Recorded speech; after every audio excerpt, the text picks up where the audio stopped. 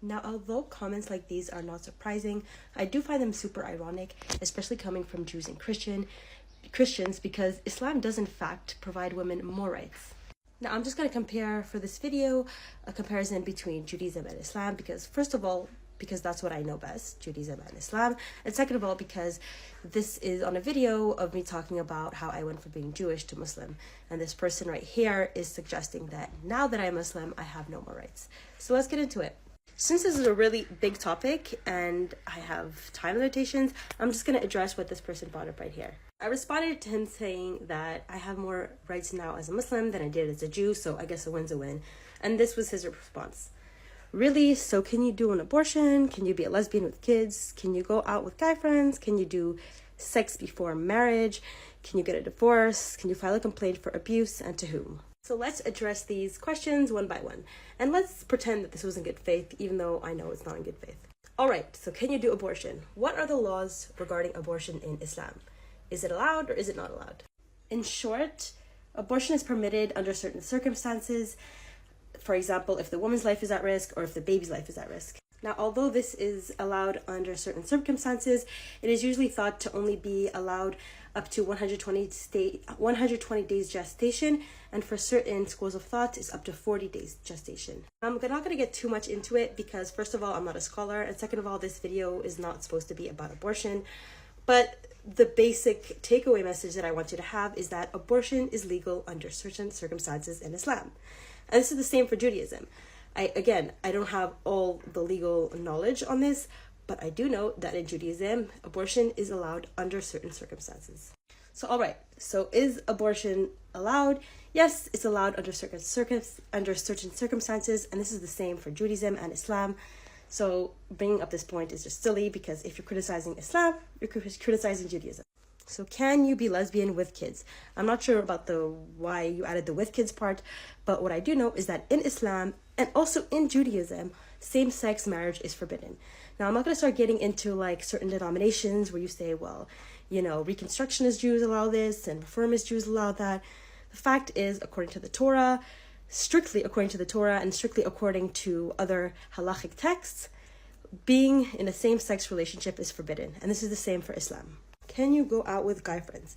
So again, this is the same for Islam and Judaism. In Islam, women and men are not supposed to premix, and the same thing applies to Judaism. Women and men are not supposed to premix. Now, only because they're not allowed to premix doesn't mean it doesn't happen. For example, in Jewish weddings and in Muslim weddings, you will often see mixed weddings. This is not permissible, but it happens. But it doesn't mean it's allowed. This is why in Islam, you also have gender segregated weddings.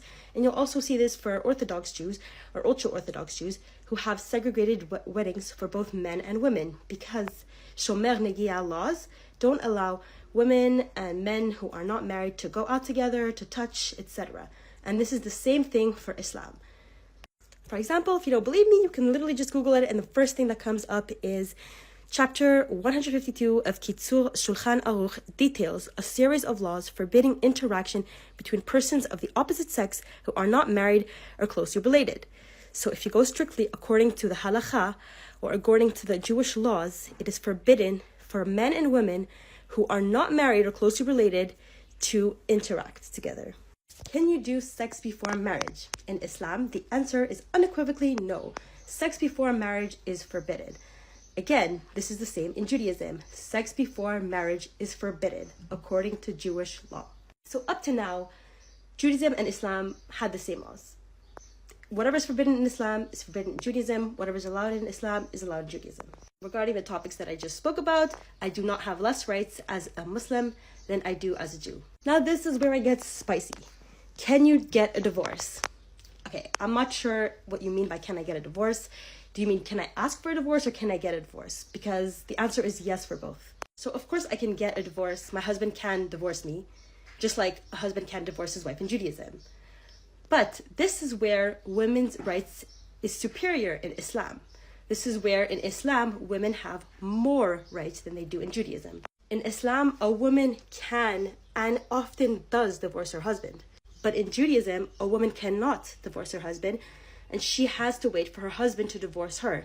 And this is why there are many women in Judaism who simply can't get divorced with their husband because their husband refuses to divorce them. In Judaism, if a woman wants to get divorced, her husband needs to offer her a get or a Jewish divorce.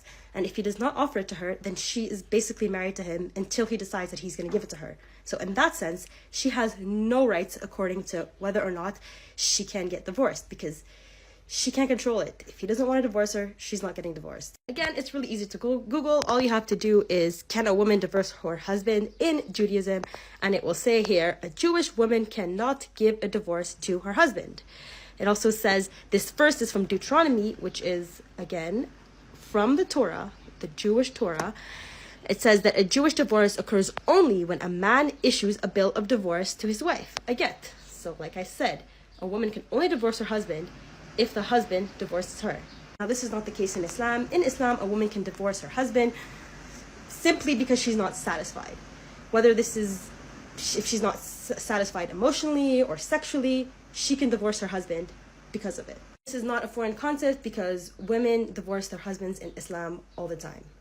Can you file a complaint for abuse, and to who?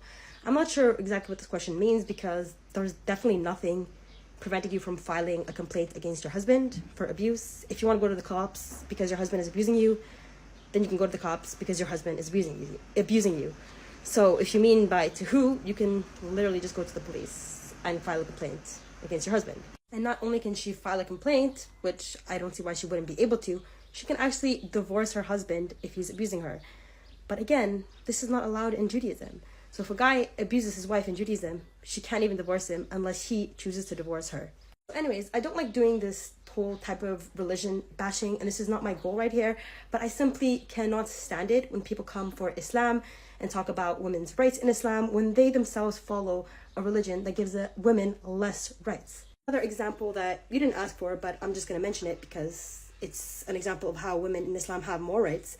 In Islam, a woman can testify in court as a witness. However, in Judaism, a woman cannot testify in court as a witness. So please, next time you want to come for Islam and talk about women's rights and me being like so pitiful because I lost my rights when I became Muslim, I just want to let you know that as a Muslim, I now have more rights. Becoming a Muslim has granted me with more rights as a woman, and I couldn't be prouder. Instead of making yourself look like an ignorant fool online who doesn't know anything about my religion or even your own, do some research, learn about your own religion, and then let's talk about mine. Last thing I want to mention is that I'm speaking strictly about what is written in the texts, what is written in the Torah and other Jewish texts, and what is written in the Quran and other Jewish texts. I'm not talking about what is being practiced, so just because Jews may not practice exactly what is written in the Torah does not mean that this is not what Judaism says. For example, just because you might find a rabbi that is willing to perform homosexual marriages does not mean that it is allowed.